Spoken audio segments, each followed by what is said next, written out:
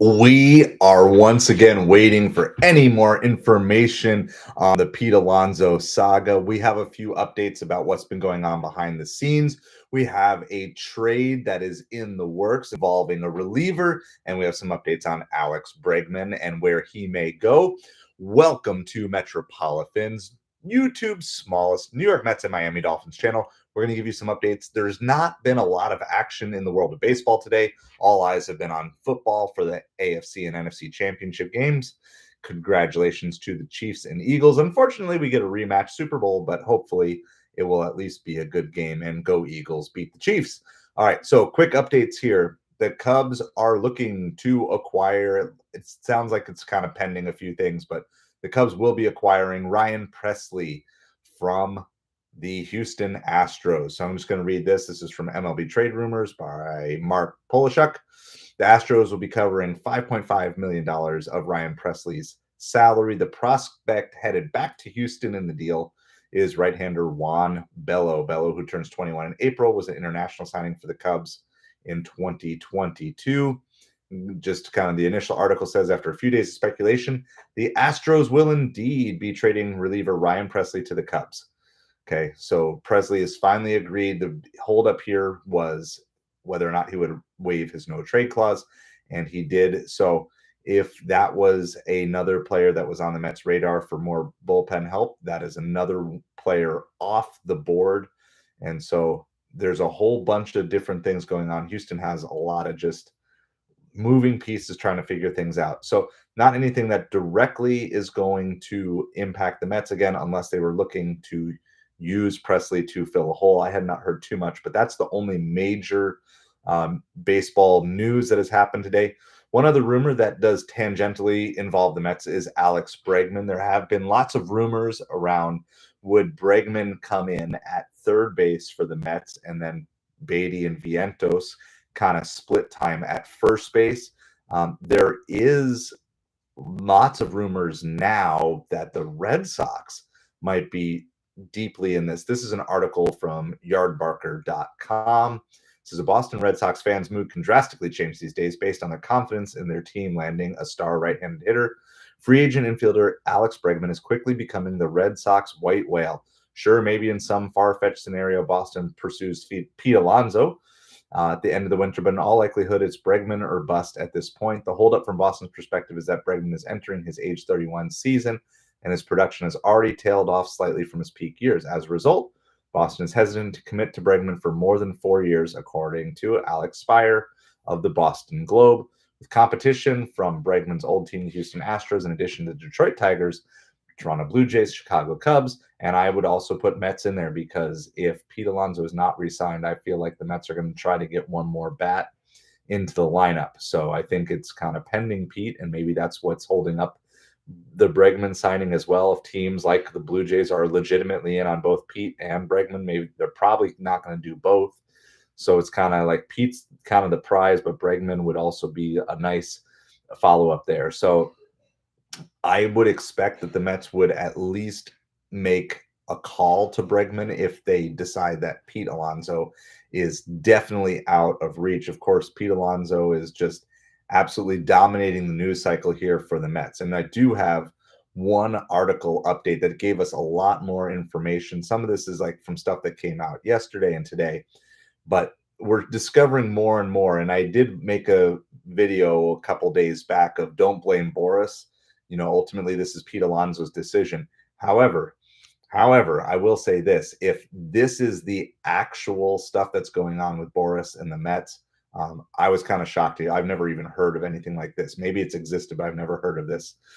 Good evening, Coconuts. Appreciate you so much. So this is an article I came across in Yardbarker by David Hill. It says, Pete Alonso's path returning to the New York Mets just keeps getting more complicated. Talks between the four-time All-Star and the Mets appeared to hit a wall last week. Team owner Steve Cohen called negotiations with Alonso and Scott Boras exhausting. We covered that yesterday. Steve Cohen shared a lot at Amazing Day at Citi Field yesterday and shared something like they really want to sign Pete, but they're just not even getting anything close to a fair deal. Cohen said that not only the Mets made a significant offer to Alonso, but he didn't like the contract structures being sent back. And I don't know what you heard, if you heard that phrase. I wasn't sure what to think of it, and I was just thinking like, well, they don't wanna just have him opt out every single year or something like that, or they weren't letting it be a mutual opt out where either side, but that's not what Cohen was referring to. So the article goes on to say, according to WFAN's Evan Roberts, Boris is presenting contracts where, and catch this, this is crazy to me. I've never heard of this. Let me know if you've heard of this in any other sort of contract negotiating. Should Alonso opt out, the Mets would owe him more money. How does that make any sense whatsoever? Like, why would a team pay someone more money for opting out and not helping the team?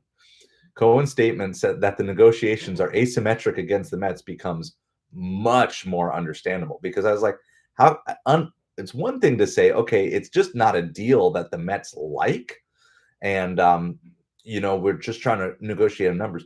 But if Boris is trying to get a contract where if Alonso chooses to opt out, then the Mets will owe him more for leaving the team, that's an absolutely ridiculous clause. And if that's really the case, then maybe we'll blame Boris a little bit on this too. But ultimately, the decision lies with Pete, and Pete can either tell Boris, "I want to sign with the Mets. Let's make this happen," or he can fire him. Right? Like there's no gun being held to Pete's head saying you must have Scott Boras as your agent. Um, so reports had surfaced, and we'd kind of mentioned this that Pete had offered a 3-year deal exclusively to the Mets, including opt outs, and the Mets were the only team that received that contract structure. But it's like, why? I just don't understand this whole idea of like, if you're trying to win someone over, it's like it just feels like it's purely a cash grab with a move like that. Like, why in the world? Yeah, I mean, and the no trade clause, like, that seems pretty standard, but I've just never heard of any sort of escalator in a contract for opting out. I mean, I would understand something along the lines of opting in. If Pete opts in, it would go up each year. Like, that makes sense to me, right? Like, I'm showing loyalty, I'm taking a little discount in the first year, so if you had something like 22 and 26 and 30 million over 3 years, so it's 26 AAV, like something like that makes sense. But why would the Mets pay more if Pete was leaving? That just, man, that doesn't look good. And Pete being associated and giving his approval to offer that sort of contract, it just looks like they're saying, look, if I have a great season, I'm it's like I guess it feels like Pete is saying, "I'm taking a lower deal that I feel like I don't deserve, and if I have the season I deserve, that I'm gonna go test the free agent market, then I want you to pay me." I would rather it just be, instead of it being opt-out based, and just have it be bonus based, right? If that's really what it's all about, like, just say, "Okay, it's going to be 22 million if I hit 40 home runs, and 24 million if I hit 45 home runs, and 26 million if I hit 50 home runs." I don't have a problem with that where it's actually performance based and there's bonuses that can get unlocked. But simply to say, just because I choose to not come back, then why wouldn't Pete opt out just to gain an extra $5 million? It just doesn't make any sense. And if that's truly what's going on here, that is very asymmetric.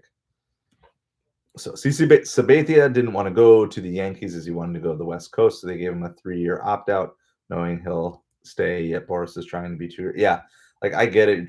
You're trying to maximize things, but this is not the way to do it. And I mean, if this is really what's going on, there's no way that Cohen's going to agree to any, like, it makes zero business sense that I would pay someone more to leave my team than I would pay them if they stayed with my team.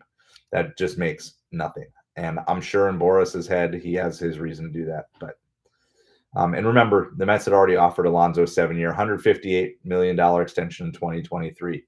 So all these things. So if you're talking, I think that was off season of 2023. I just don't remember if it was before or after the 2023 season. But if this is what is going on here, that's why you're hearing all this back and forth of, hey, the Mets and Pete are getting close to a deal, and now they're unlikely, and now they're more likely. Well, here's what this tells me. The fact that that deal was offered exclusively to the Mets is Pete wants to be a New York Met. And from what I saw yesterday from the press conference with Steve Cohen wants Pete to be a New York Met. It seems like that should get a deal done. but we have this major blockade in Pete wants to be a New York Met, but he will only sign if he gets X amount.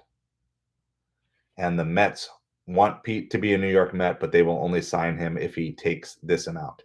And that's going to be an impasse. And I think the worst possible scenario for Pete in baseball is that Pete doesn't have a team come opening day.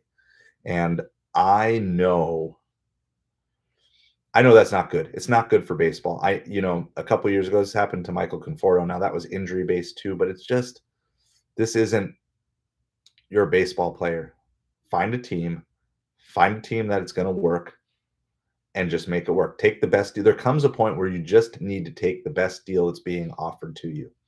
So, coconuts. I think the Mets know they aren't going to get a better deal, so they're playing chicken.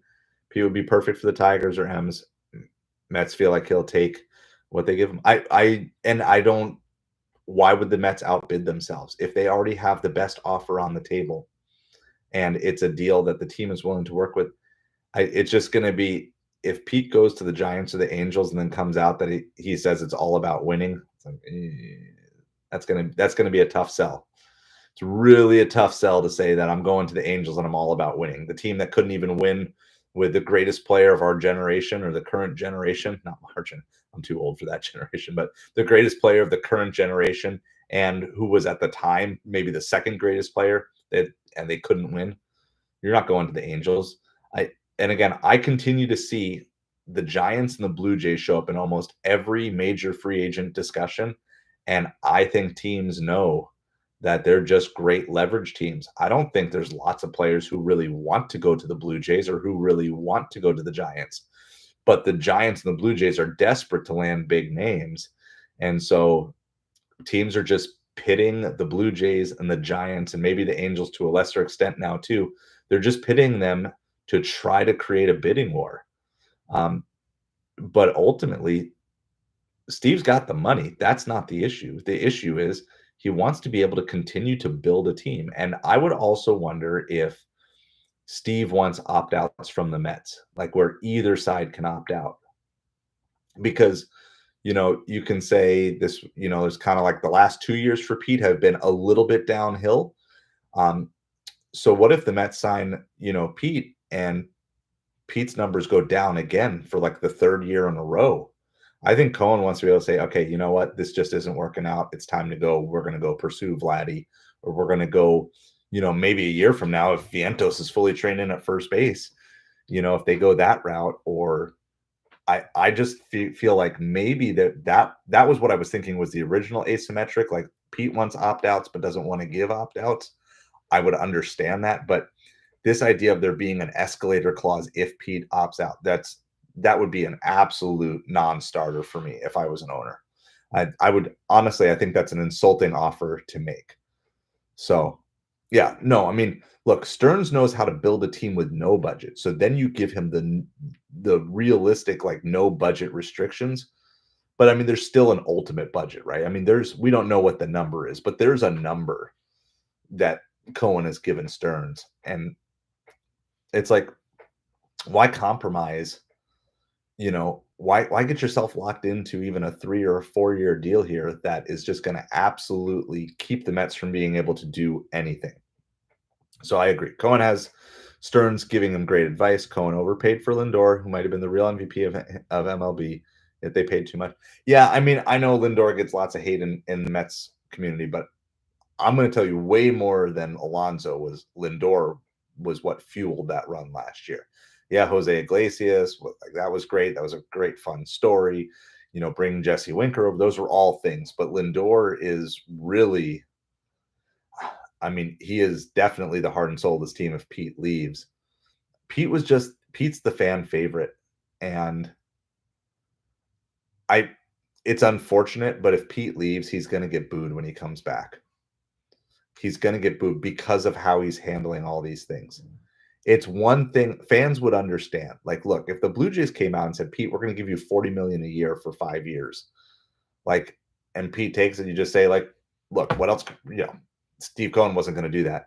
But the way these negotiations are going down, he's going to turn from being this just loved person by the New York Mets fandom to someone that, like, it's going to be years before, and I'm not saying they should, but it'll be years before he would be truly appreciated and welcomed back to New York the way these negotiations are going down. And the reason I say you can't just blame Boris here is because the Mets got negotiations done with Soto, and the Mets got negotiations done with Nimmo. The problem is that Pete Alonso is probably closer contract wise going forward. Now, I'm not saying as a player, but going forward, projecting forward, he's a lot closer to a Brandon Nimmo than a Juan Soto. And Pete thinks, and Scott Boras is going to tell him, no, you're a lot closer to Juan Soto than Brandon Nimmo. And it's just this is what it is. And I feel bad because, like, every day this goes on and every day these stories leak. And again, I can't verify any of this stuff. I'm just going to go off of what's being reported by people who are much more in the know than me. But every day these things leak, it doesn't play well. Even if Pete comes back. If Pete comes back and he starts struggling in the month of April, let's say he hits 2 home runs in the month of April, the Boo Birds are going to be out, even if he comes back. Because you're like, look, why did you do all this? I mean, Pete's bet on himself. The bet didn't pay off. Now, if you want to go for it again, bet on yourself again. But the whole point of betting on yourself is you're going to take a discount this year to try to earn the bigger contract next year. And I don't know. I fear for Pete that he's just going to end out with, the music's going to stop and there's going to be no chair for Pete and he's going to be out and he might sit out a season or try to be signing with someone come the All-Star break or something like that. And that's not good for baseball. It's not good for Pete. It's not good for baseball. Like, my advice to him would be right now, like, look, you've got a season to get ready for, because there's no way Pete's coming in mental tip-top shape with all this stuff going on right now. I haven't seen him physically, so I'm not going to comment on that, but mentally this has to be grinding on him. There's a basic principle, and which is, look, you've seen all the offers, you know what's there. Why is there's no reason? Yeah. Yeah, no, I agree. Ronald, that is exactly it. The paying for the opt-out, that is going to rile up. If there's truth to that, and again, I'm just reporting what I'm finding. I'm trying to, like, get a bunch of news together for Mets fans that maybe you wouldn't see elsewhere. The idea of paying someone more for them to leave your team is ridiculous. Instead, right, no, and I agree. And it's like everybody wants Pete back. I mean, the vast majority. I did a poll, but every day that this goes on, more and more fans are going to fall off. Okay. It's just the reality of the situation. The longer this goes on, because if we were hearing rumors that, oh yeah, the Blue Jays are throwing contracts out there that are equal to, and it's like there's this bidding war, there is no evidence whatsoever that there is any bidding war. There is no evidence that any team has offered a contract better than the Mets have offered him. There is no evidence to believe that any team is seriously looking to increase their offer beyond the Mets. Maybe he could get more years somewhere, but I doubt he's going to get a better AAV than what the Mets are going to offer him.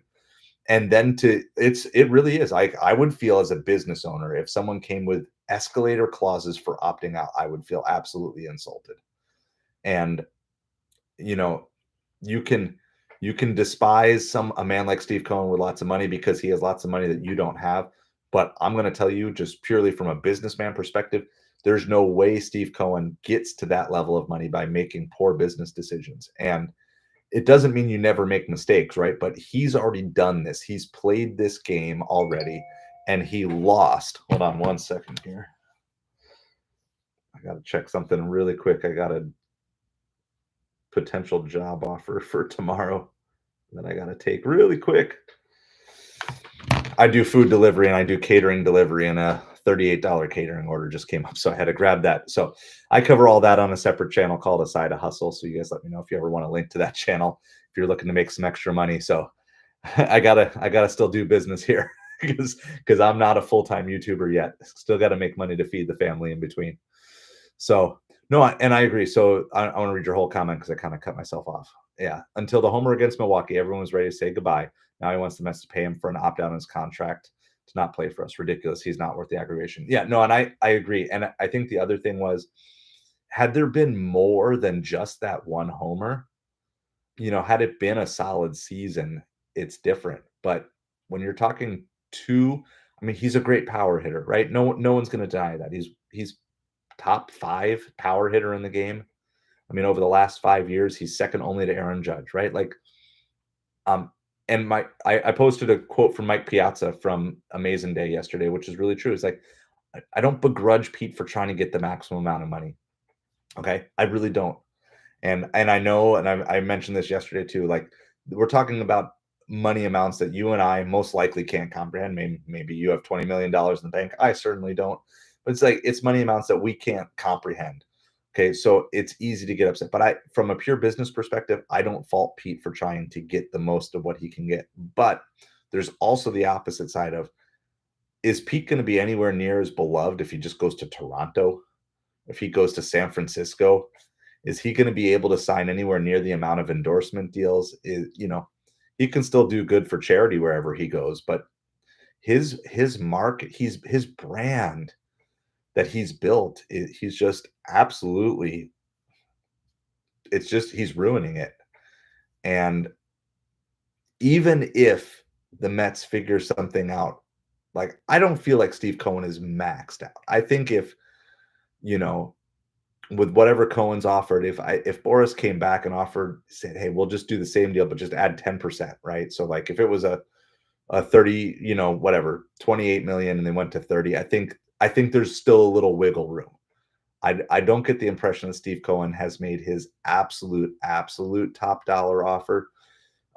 But the insulting of an escalator clause for opting out is not good. Right. Well, and that's exactly it. The knock on Pete is the pressure hasn't been there, and Pete's argument is, well, look, in the biggest pressure situation that you could imagine, or one of the biggest against Milwaukee, I came through and I hit a home run. And that is true. But does one home run prove a new trend? Like, I don't know. But yeah, and that's the thing, is like, you could get 3 years of subpar Pete just stressing, trying to do it, and then with the pressure of knowing if he opts out, he's gonna, like, that's what he wants. He wants the safety to know, like, even if I opt out, if I have a poor year, I can still opt out and make more money than what I would. So no, I agree. And I honestly think, I know Pete wouldn't want this because he wants the flexibility, but Pete would be better off to sign a 3-year deal with an opt out after year 2, where he could just basically have a stress-free year and have 2 years of hitting with Soto and Lindor and the baby Mets all growing and coming alongside. Plus, you got to imagine at a certain point here, we're going to add another outfielder. You know, Starling Marte is not going to be with this team in 2 or 3 years. So I don't imagine Marte is going to be with this team by the end of next season. He'll either be DFA'd or traded. They probably won't be able to trade him for much, but I mean, this team's not going to be getting significantly worse. And like, but the other problem with that is then people say, well, you were only good because Soto had all the pressure on him. And I don't know. It's unfortunate that this is going this way, but this is just sometimes how contract situations go. And again, my biggest fear for Pete, just as a person, is that he's going to just find himself without a team. And I hope that he figures out something. But yeah, I think honestly, this way I would structure a Pete deal is 3-year deal with an opt out after year 2. And that would give him 1.5 pressure free seasons with Juan Soto and Lindor. Lindor at the peak, Soto headed into his peak. Nimmo is pretty much at his peak. The baby Mets growing every year. I mean, I think it could be absolutely phenomenal because he's going to have more protection around him than he's ever had. Pete's always been the biggest threat in the lineup, and he won't be anymore. And I think it would do wonders for him to do that. But I'm not his agent, and I'm not going to get paid to be his agent. But that would be the contract scenario I would look for: 3-year deal, opt out after year 2. Yeah, no, and right, there was something about the grit of a Piazza. Like, I'm a huge Piazza fan. I don't go back as far as you do, Ronald, but I was 5 years old in 1986, and that's when I fell in love with the Mets, was following that season. You know, it was in the 80s. I was in New Jersey. The Yankees were no good. Just fell in love with the Mets. And yeah, just seeing it all the way through. There were these guys who could just do clutch. And look, there's nothing wrong with what Pete provides for this lineup, right? It's great. And Mike Piazza said yesterday, like, you don't just find 40 home run hitters walking down the street. He would be a great addition to this lineup, and I would love for him to be on this team. But he's not.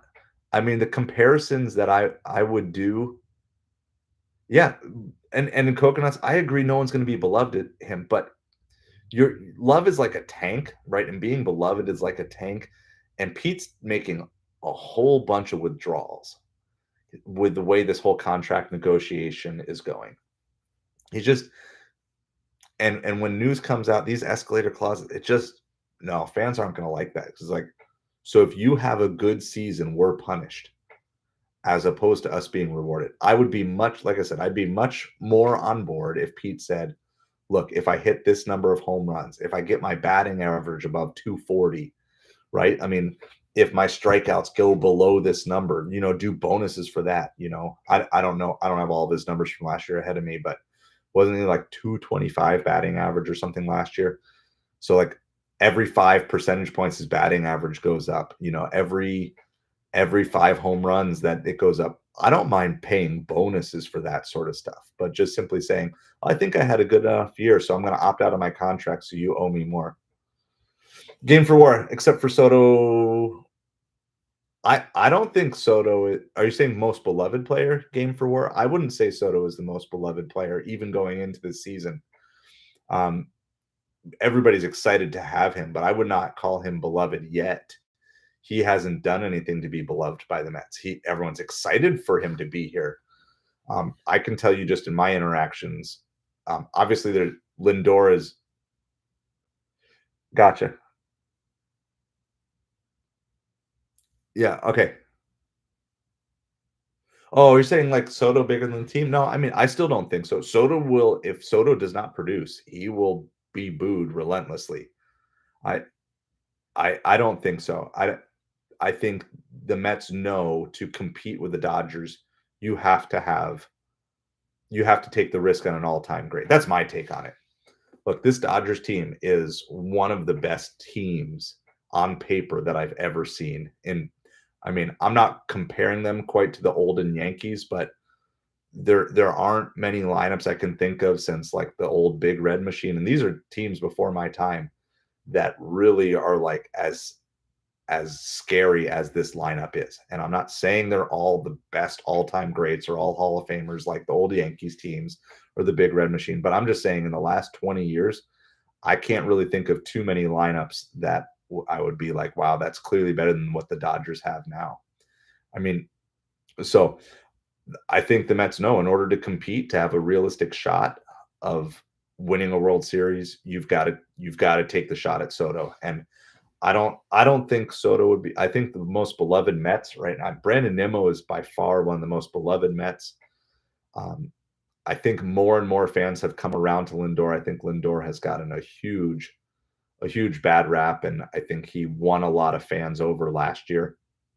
Um, and one of the things I like about both of those guys is they both take the blame in doing that. But no, I mean, I think Soto was, whether you like the contract with Soto or not, it was pretty much necessary for the Mets to make that happen.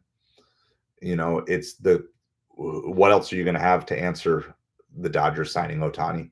I just think realistically, it's just what you have to do, and Steve Cohen's in the position to do it. And you can lament the state of baseball and the contracts getting higher and higher for sure.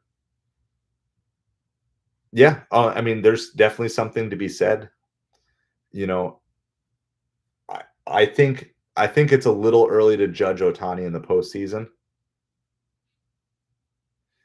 No, game for war. Look, I like Pete. I want Pete back. I really do. I've gone. I even have a video on the channel of my. I recorded an open letter to Pete. I want him back, but um, there's also from the business side, it goes both ways. Pete, get out there, try to make the most money. I'd love to have you back, but from everything that I've seen, the Mets have offered him the most money, and it's still not good enough. And there comes a point where the fans will turn and just say farewell. And I think trying to pitch a contract to the Mets front office that says, if I opt out, you pay me more, that's not going to go over well with fans. That's all. That's my whole take on it. I'm a big Pete fan. I think Pete will win you games throughout the regular season. I do think one of the things that's hard with pressure situations, the playoffs, and Otani suffers from the same thing. How many playoff games has Otani really had? Like there's a lot of pressure to get there. Now he has the ring. I could picture Otani doing it. But like, don't I'll take Otani any day of the week. I'll take him on my team because even if he's the guy who gets you to the playoffs and he doesn't carry you in the playoffs, he's going to be the guy who gets you there and takes pressure off of everybody else so they can excel. So yeah, no, Nimmo is the most beloved Met, I would say, and Lindor has won a lot of people over as well. Um, and of course, all these baby Mets have an opportunity to do so, but it's just too early in their career. And you've got to see steady growth. I mean, obviously, people really started to fall in love with Vientos last year, but I'm expecting regression from Vientos. I've watched baseball for too long to assume that that there's not going to be a sophomore slump. You know, there's a lot of tape now on Vientos. The pitchers are going to have new ways to approach him. He's not going to be catching anybody off guard. So I would expect a little bit of regression, just as is pretty natural for second year players. There's just a lot of sophomore slumps. And I'm hoping that Mets fans are realistic enough to know, like, look, it's okay. I mean, a lot of people would kind of argue, there's injuries there, but Alvarez kind of was a little bit of a sophomore slump. And the progression of Beatty has definitely not been exactly what we wanted. And Acuna, like we want these guys to succeed. We want this homegrown talent, but there's ebbs and flows, and baseball is a hard game. It's hard to hit a baseball. And I know we've all heard that before, but it's hard. And the more scouting reports, the more film that gets out on you, the harder it is for sure.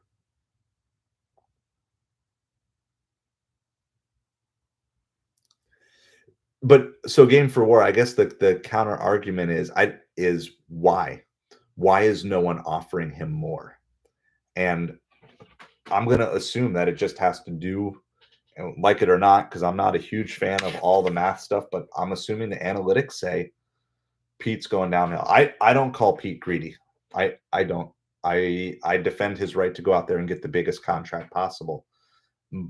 But at the other hand, the market is the market, right? So like I've got this. I have this on my desk here. We were going through some old stuff. This is my old piggy bank, right? That I have from when I was a kid. And I was like, I don't really need it anymore. My kids aren't going to use it. So I just have it on my desk for now to enjoy it because whatever. I haven't used it in like 40 years. Whatever. I could tell you I want to sell that piggy bank for $100, but when I look on eBay, the comps for that piggy bank is about $20. And so, hey, I love conspiracy theories game for war, so throw them out. I love it. I always like to hear it. So I'm always a sucker for a good conspiracy theory. So throw it my way. I'll entertain it for sure. But like the market is the market, right? I could say I want $100, and I don't think that makes me greedy for saying I want $100 for Mr. Pig. But the reality is the market, and I that's the way I see it. And so I can ask for 100, and maybe if I wait long enough, someone's going to give me 100 for the piggy bank.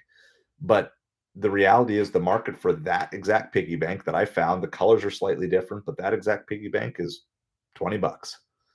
And for me, I'd rather have the actual piggy bank than the $20 right now. It's just what it means more to it. Yeah, the qualifying offer could play into it as well. Um, so I just think at this point in time, is there a team that's gonna Pete's play is there's gotta be a team that's desperate enough to come calling at the last minute and say, "Yeah, we want you." But then Pete also said, "Is that team really gonna be the team you wanna be a part of?" And so I'm not calling Pete greedy. I'm not in that camp. I am in the camp, Pete, you deserve to test the market. That's what free agency, it's a reward. I mean, it's a lot of work to get to free agency because you've got all sorts of arbitration deals. It's just the nature of it. And Pete knows he's got one shot at a big contract, most likely. And I get it. I don't blame him for that. I just ultimately say you still need to negotiate in a way that you're not insulting the team that does want to sign you. And simply throwing escalator clauses for opt-outs into your contract. There is I don't think you're going to get any businessman that's going to take that. And so and again, like it or not, the longer this negotiation stuff goes on, the more and more Mets fans, and I'm just tracking in general. I still want Pete back, but the more and more as a whole, Mets fans are going to be like, we're going to move on without him. We're going to move on without him.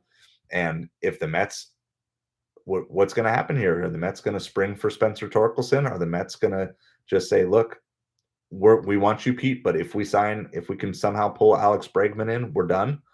We've hit our cap for this year. We'll move Beatty and Vientos to first, or we're going to spend for Torkelson, and then we'll rotate Torkelson at first, and Beatty and Vientos can play third and first. And if Torkelson takes off and becomes the talent that people wanted him to be, remember Torkelson was like he was top. He was the number one overall pick, I believe, in 2020.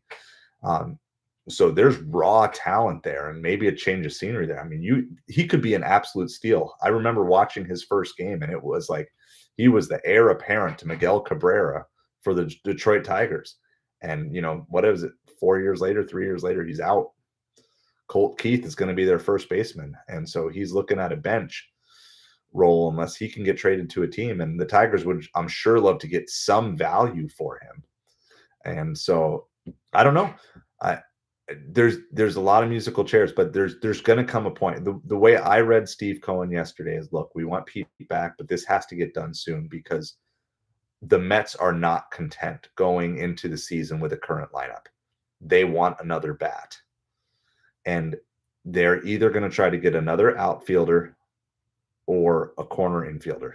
That's what it appears like to me. So Torkelson, Bregman, they were in on the Profar negotiations, even though that didn't work out. I'm sure there's lots of other trade discussions going on behind the scenes. But I think if you see the Mets make one other big free agent signing, I think that's the news that Pete has done. That's just what my gut says. And it is a game of chicken, but it's also for Pete. Pete has much more on the line here than the Mets do. And I feel like Steve Cohen has more leverage in this situation than Pete does. And does Pete, I know he wants money, but does he also want to win? Do you really think you're going to find a winning team with the Angels? Do you really think the Blue Jays are going to be able to jump over the Yankees and the Orioles? I get it. The Dodgers are the top of the NL, but who really scares you in the National League West other than the Dodgers? Does any team out there scare you? Does any team in the NL Central really scare you? I mean, there's going to be a team that's going to win the division. There'll be teams that'll be in it, but none of those teams scare you. So it's like Dodgers, Mets, Braves. It's like if you pick one of those three teams and the Dodgers aren't taking them, I don't see the Braves taking them. Like you got three teams that are pretty much, barring something crazy, they're pretty much locks for the postseason. But in the AL, you want to sign with the Angels, and you want to try to make the playoffs with the Angels. Yeah, Arizona maybe. I haven't heard Arizona being involved in any of the negotiations for Pete. Yeah, they're a decent team, but again, like I don't know. It's hard to convince me that like going to the Giants is going to be your path to the postseason. It's hard to convince me that the Blue Jays are going to be battling. I mean, baseball's a crazy sport. Anything can happen, right? Like I'm with that, but just just from an outsider perspective. Now, if the Orioles were like, "Hey, we want you, Pete," if the Yankees were to hop in the negotiations, okay, like those make sense to me. But the Giants, the Angels, I don't know. So appreciate you guys. Appreciate all your feedback. We are Metropolitans. This is YouTube's smallest New York Mets and Miami Dolphins channel. And so we're doing all sorts of coverage to stream the end of the football game tonight. And congratulations to the Chiefs, even though I know a lot of people don't care about it, and the Eagles for making it. But I agree. I agree. But man, if I'm betting to make it in the tournament, I'm definitely not betting on the Angels. They couldn't make it in the tournament with Shohei and Trout in their primes. And I don't know. I wish Pete well. I really do. I hope he comes back with the Mets. But I would just say, as a Mets fan, if you see the Mets make a big signing, that's a pretty good sign. That's that. I appreciate it, Ronald. And I want it to be like, I want this to be like a nice, like a good discussion. But I just want to be family friendly. There's lots of great sports streamers out there, and I've been following Wardy NYM for a long time. But I want to make sure it's family friendly. I want to make sure I'm creating a sports channel that I can watch with my family. And that's one of the things I like doing in life. And so I don't curse, and I don't begrudge those who do, but it's just not something I like to be around. And so we're going to be with you. I'm going to try streaming some, obviously I can't show the games, but doing some play-by-play of some of the games this year. And we'll try to do updates, and I'll do my best to be on things as much as possible. But I appreciate all of you. If you haven't hit that subscribe button, it would really help me out as a small channel here on YouTube. But I appreciate you all so much. So Ronald, Coconuts, Game for War. Is that everybody? I think that's everybody who was chatting here tonight, as well as everybody else who's watching. Even if you're just watching, I appreciate it. Like, it really does mean a lot to me. I appreciate the support. There's so many great YouTubers and streamers and sports commentators and even just Mets streamers out there. You spend some time hanging out with me. Appreciate you guys so much. I'm just out here living the dream, talking Mets and hanging out with other Mets fans. And I know we all want what's best for the team. It's sometimes hard to figure out what that is, and got to trust that Cohen, Stearns know what they're doing. And I'm just hoping that maybe we can just get to a little bit of a resolution here. I'm ready for the season to begin, though. Man, I'm just ready. I'm ready for baseball. So that being said, we're going to try to be on pretty much every night. Some nights there's not going to be a lot of news. Like, there wasn't much baseball news at all today. It was all football. But we'll try to keep you updated on things. And even if it's not directly Mets, just at least where players are signing, trades that are being made. So appreciate you all. We're going to head out for the night. I got to be up at like 5 a.m. So sleep is running out of time. Appreciate the support. Thank you guys so much. Have a great night.